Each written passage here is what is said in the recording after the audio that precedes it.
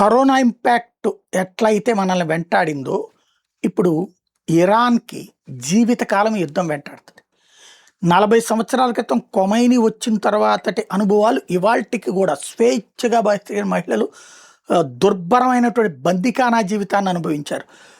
చివరికి మొగుళ్ళ ఎదురుగుండా, కొడుకుల ఎదురుగుండా చెర్నాకోలులతో దెబ్బలు తిన్నారు. 2 వెంట్రుకలు బయటకొస్తే. అది తప్పన్నటువంటి విధంగా వాళ్ళకి సంబంధం లేని మత ధర్మాల్ని వాళ్ళని పాటించమని చెప్పి వాళ్ళని చితకబాదిన సంఘటనల్ని అనుభవించారు. అలాగే ఉద్యోగం, ఉపాధి కరువైనటువంటి దారుణమైనటువంటి పరిస్థితులు అనుభవించారు. ఇక రాబోయేటటువంటి రోజుల్లో ఇప్పుడు గనక యుద్ధంలో ఖొమైనీ బృందం ప్రాంతం దెబ్బతినేసి అక్కడ గనక ప్రభుత్వం మారితే, అప్పట్లో గనక ఆఫ్ఘనిస్తాన్‌లో తాలిబాన్లు లేనప్పుడు మహిళలు ఎట్లాంటి స్వేచ్ఛ అనుభవించారో ఆ స్వేచ్ఛ లభిస్తది. ఒకవేళ మళ్ళీ ఇప్పుడు తాలిబాన్లు వచ్చాక ఎలాంటి కర్మ పట్టిందో అట్లాంటి కర్మ ఇప్పుడు ఇరాన్‌లో ఉంది.